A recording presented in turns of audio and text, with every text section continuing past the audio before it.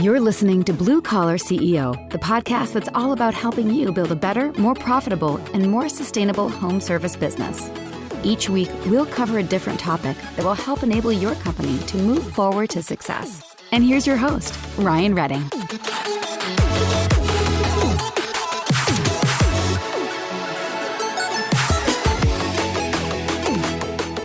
What is up, Blue Collar CEOs? It's Ryan. It is awesome to be with you today. I am getting ready to introduce you to Jeremy Lewis. Jeremy is a fantastic guy he's the president of a company just north of Chicago called Gleason. Gleason's an HVAC, plumbing, heating, air, electric company. So they're multi-trade. We're going to be talking about how they were able to transition from industrial and commercial work and some government contract into primarily residential service and installation. There's a whole lot of information because I know a lot of people are trying to transition from commercial work or government work or these kind of big industrial sort of jobs, but don't really understand the complications and the dynamics at play when they want to go into business into a customer's home because you want that cash in your pocket that day. It's obviously really enticing. So we're going to be learning a lot about their success. So I'm going to introduce you to Jeremy. Let's get going. All right, Jeremy, I am really glad we were finally able to get you on the show. I guess we got a lot to talk about, but before we hop on in and get going, let's just start with who are you? What do you do? Yeah, so I'm the president of Gleason Plumbing, Heating, Air, and Electric. So we are primarily a residential replacement company. We used to be more of a commercial industrial company, but we've kind of switched our game plan over to do more of a residential replacement game. So, okay, so let's talk about that because that's something that you've done rather successfully, if I might add, of going from the commercial industrial side and kind of moving over to residential. And I know that you were like our friends over at Service Titan. You were on their Toolbox for the Trades podcast and you talked about a lot of the process too. I think a lot of people think it's the same thing. Like all you do is just go like, oh, I'm installing this widget for this guy and I'm just going to install it for this other guy. But I think a lot of people struggle to realize like how different and how it's almost like an entirely different business you're building out. I'm curious to know like what your experience was. Like, I guess let's just start with like why did you decide to make the transition? Like, why were you saying, let's go away from the commercial industrial side? Like, what problems were you facing, and why did going to the residential replacement seem like the best option for you? So like we did commercial and industrial for a long time, and this company I worked here for 15 years, and it was kind of our thing. But my background in HVAC primarily, I started out as a delivery driver and a tech, but where I succeeded in was on residential sales and just sales in general. And so, I would go sell a large commercial job. It would take us 6 months to do. And I could sell 5 residential jobs that we would finish in 1 week. And I'd see, well, we'd get our money, all of our profit in 1 week from here. And then I got to wait 6 months for money on the other side. So math wise, with the numbers just stopped making sense to me. And I'm just more comfortable with that setup. I like the residential game better. I think I'm a better customer service salesperson than I am a technician. So that's more my thing as far as training goes as well. And we're in a very populous area, and we have a lot of we have a pretty union heavy presence too, and the union doesn't want residential work. So. Right. But they like the bigger stuff. And for context, you're just outside of Chicago, right? Outside of Chicago, but majority of all of our commercial work was in city limits. I mean, that's Chicago. Yeah, that's where a lot of manufacturing is, a lot of that stuff. So we were working in Chicago, on a daily basis, and which is fine. I mean, there's plenty of places to work where that doesn't become an issue. But for me, it was more of a financial look at it. One, which is how do we make the business more sustainable? So, how do we know in the commercial side, you have an idea of what you can do, but you're really reliant on project after project. On the residential side, you can go in and know pretty much for the year, at least the baseline of what you're going to do. you can count the maintenance agreements you have. You can say, okay, I average this. This is my historical data. I average this many calls. So your ability to business plan is a lot easier on the residential side as opposed to the commercial side. Yeah, it's easier the trend line. So let's do this for people who maybe are not in HVAC, because we have people who listen to the show who are in all sorts of home services space, so including like asphalt and landscaping and pest control. So I guess for context, when you talk about like commercial and industrial, these sort of projects, correct me if I'm wrong, they tend to be longer pipelines to close the deal. They tend to be super large tickets, but maybe the margins aren't quite as fat. But your payment terms, like you said, like you could wait 6 months for a job to be completed.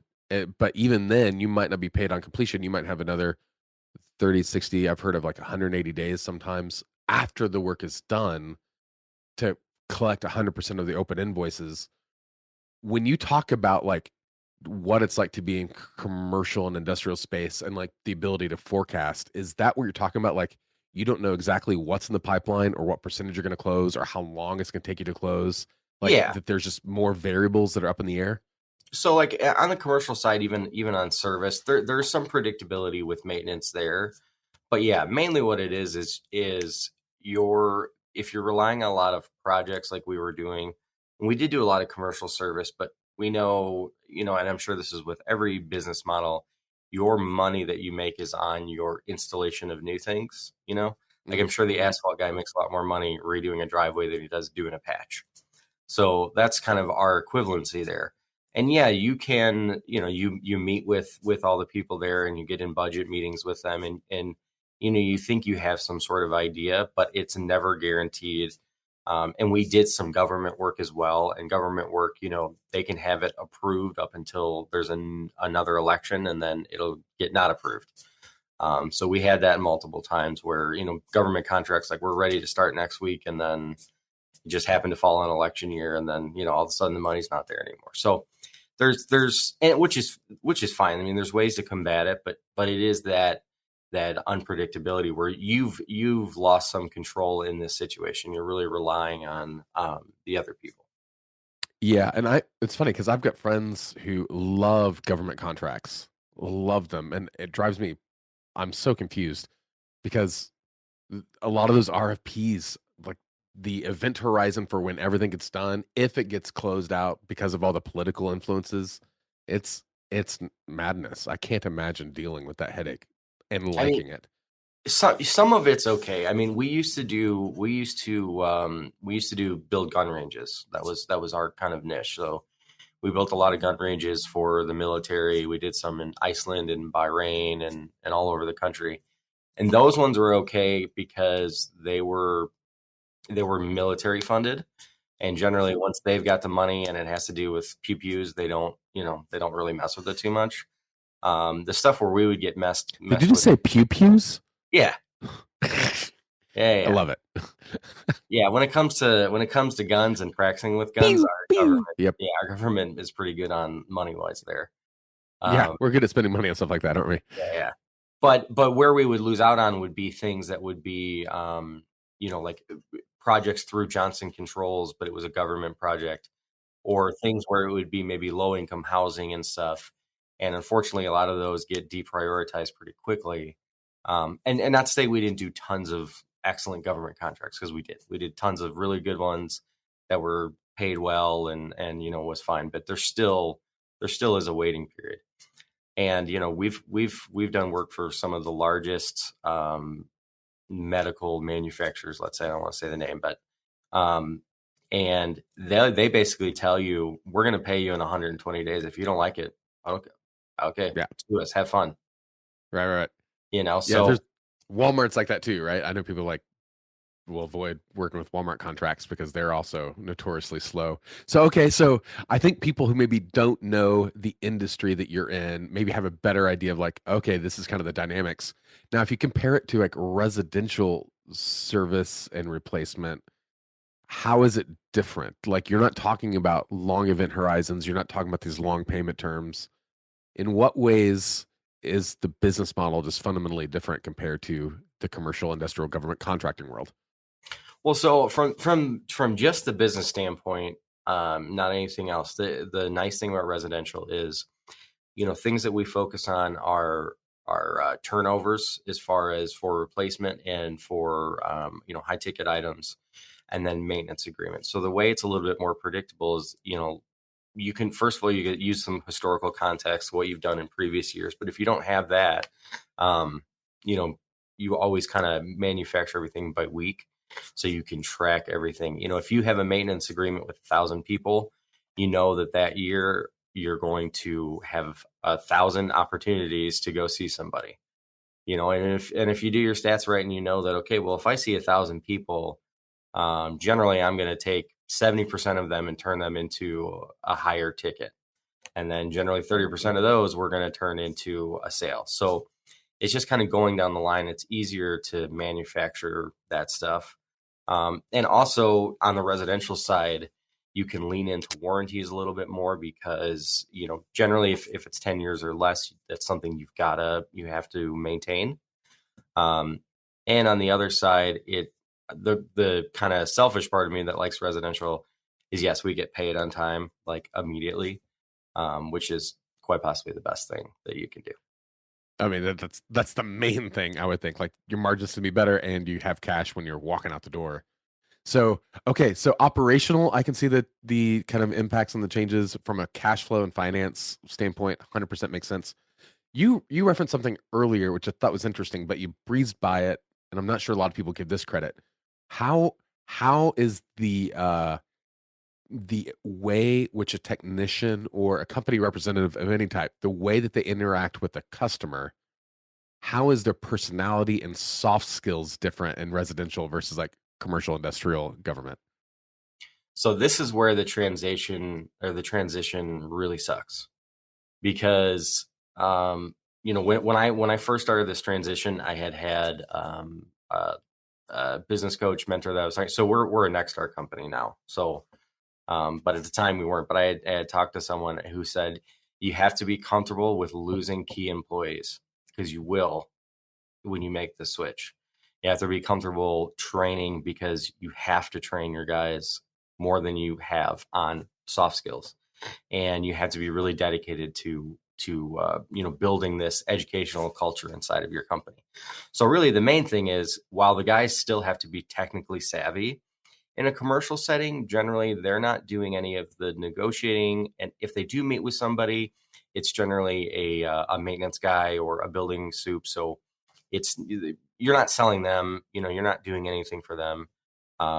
Generally, when there's bigger repairs, it's going to go into the office and you deal with the management company or whatever.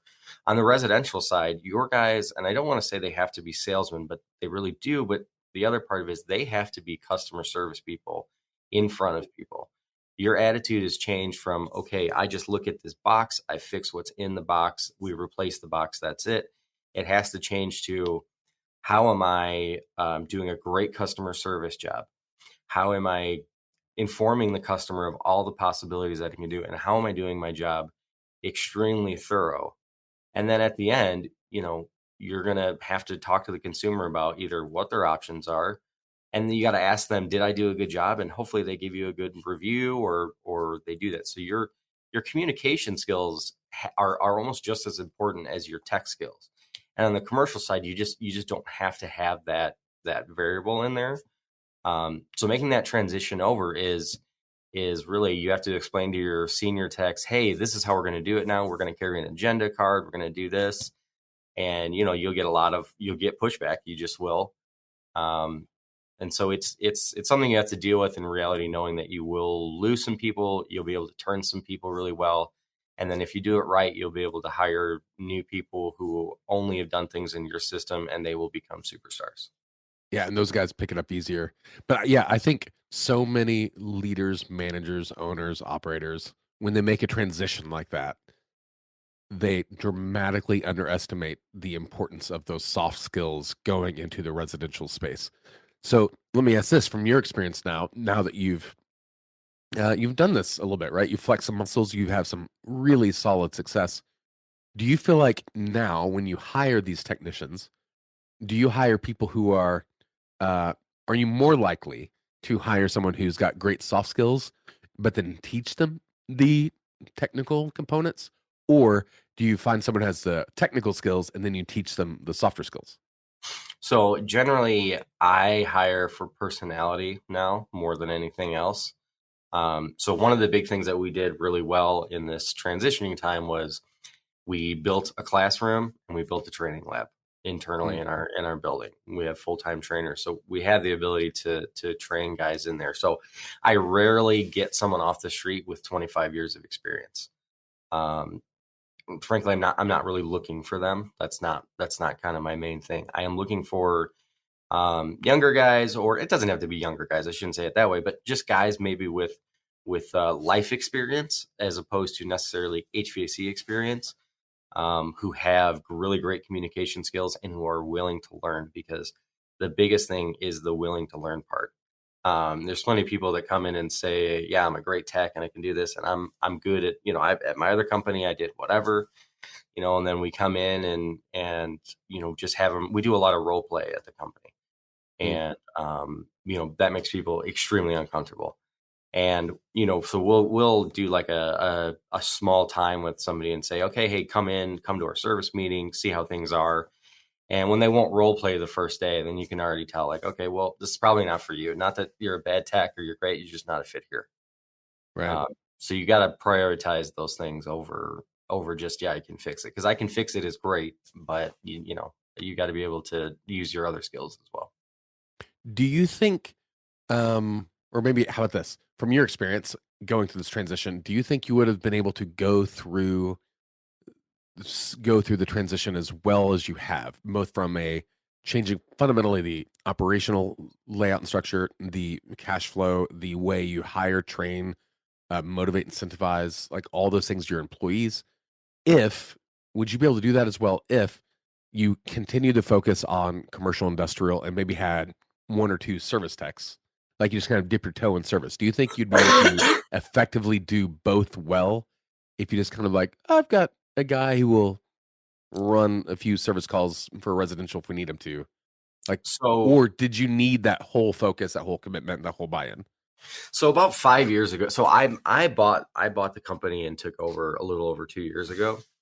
But about 5 years ago, we did make a little bit more of a push on residential stuff. Um, and the shorter answer is no, that doesn't work.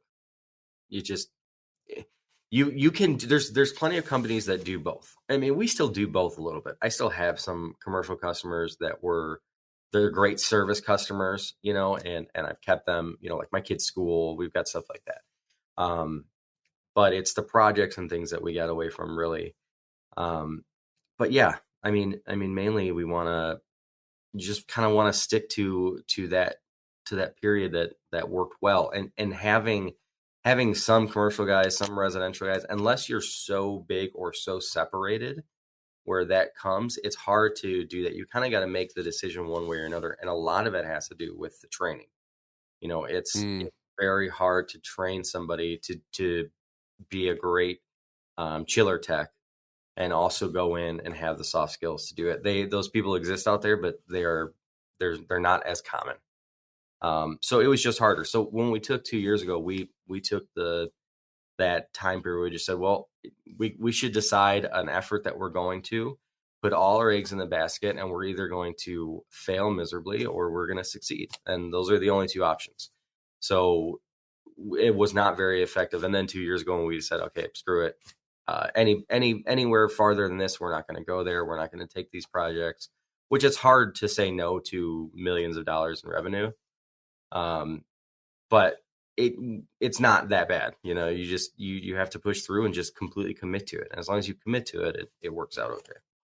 Yeah, it's funny. I think a lot of people, I love how to say it feels weird to say no to revenue, especially when you have some decent commas behind it.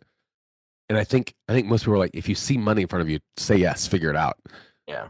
But I would make the argument that every time you do that, you will complicate your growth. You will like create obstacles and barriers and burn out team members because you don't know what you are, you don't know what you're trying to do, and you will be really, really crappy at business. Yes, you'll have the money coming in your account, but everything is going to be a hell of a lot more difficult and maybe arguably not sustainable, right? It might not grow. You might cap out your capacity for growth. And it's this weird thing that by saying no, you actually open up the opportunity to say yes to much more efficient cash flow in other channels. It's Well, so counterintuitive. it's the questions that people ask. You know, if anyone's ever been in a trade meeting or like a dealer meeting, anything, and this is across all trades, you go to a dealer meeting, you'll meet people from other companies, and the first question they always ask is, "How big of a company are you? You know, how big Oh of a yeah, company are you?" And I always thought that that question was a silly question because what the question that no one asks is, "How profitable are you? right. What percentage is your net this year?" No one ever asked that. You know, I mean, we have had more revenue than we currently have right now before in the past. Um, but we didn't make any more money. I mean, so you know, I that's why I say it's uncomfortable where you have to look at it and say, well, why am I turning down a $2 million project? But you have to take that emotional part out of it and say, okay, well, what are my bills due weekly? What's my payroll weekly? How does this job stretch out over this time? And, you know, when you're looking at a residential job where I can make, you know, let's say on one furnace AC combo, you know, let's just say I'm going to make 5 grand for it. You know, well, I do that once a day for the whole week. Now I've just profited $25,000. Well, I've got $100,000 job that's going to take me 3 months and I'm going to profit $25,000. You start doing the math, looking back and forth, and you're like, well, man, somebody's doing something wrong, and I have a good feeling it might be me. And you have to look at it that way in like a really small statistical way so that you don't get blinded by huge dollars, you know. What do you think was maybe the biggest surprise that you experienced going through that transition? Like obviously you were fortunate enough to have coaches and people around you to kind of guide you through like, hey, you're going to lose some people. Get used to it, get your head around it. This is a culture shift too. But what thing were you not expecting or what thing were you bracing for but didn't happen? Like in what way did this transition, what surprised you in the process?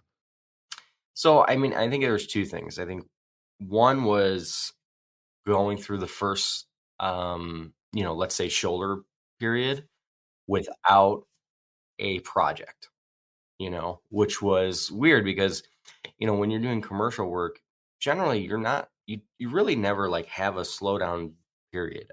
You know, you always have a project going. Whether you may be more busy in others and have demand calls, obviously that's out there, but generally you have something going. In residential, when you're going into that shoulder season, your demand has dropped off. No one's calling you because something's broke or whatever. So then you have to figure out, okay, well, how do I survive these next 2 months? You know, I don't have a project going on.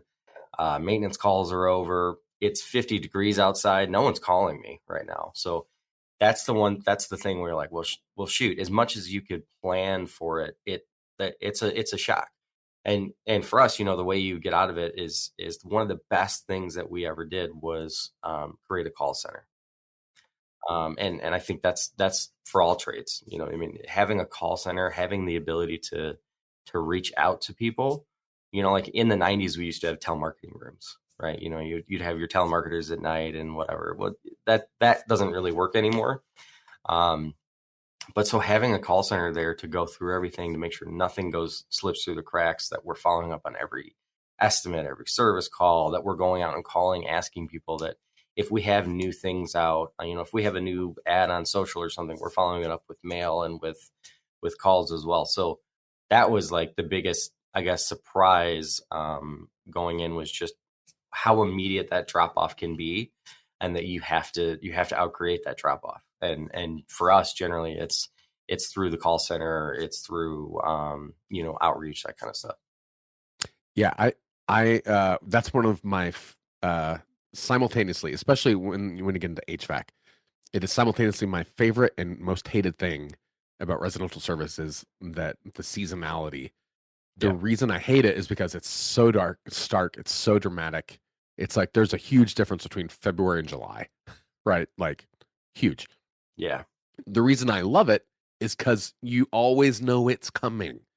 You can always get everything else prepped. You can make sure you have the resources you need, the plan you need. Like there's no reason to wait till February to figure that crap out ever. No, I mean, like I'm sitting here February 8th, I can almost tell you, I would bet to maybe the $1,000 range that I can tell you what revenue we're going to do the week of April 15th. Like almost to a T. Maybe I'll be off a little bit. Maybe I get surprised and someone sells a lot of stuff. But I mean, week by week, I can pretty much tell you when it's going to start getting busy again. When and I shouldn't say busy again, but when demand calls start coming in.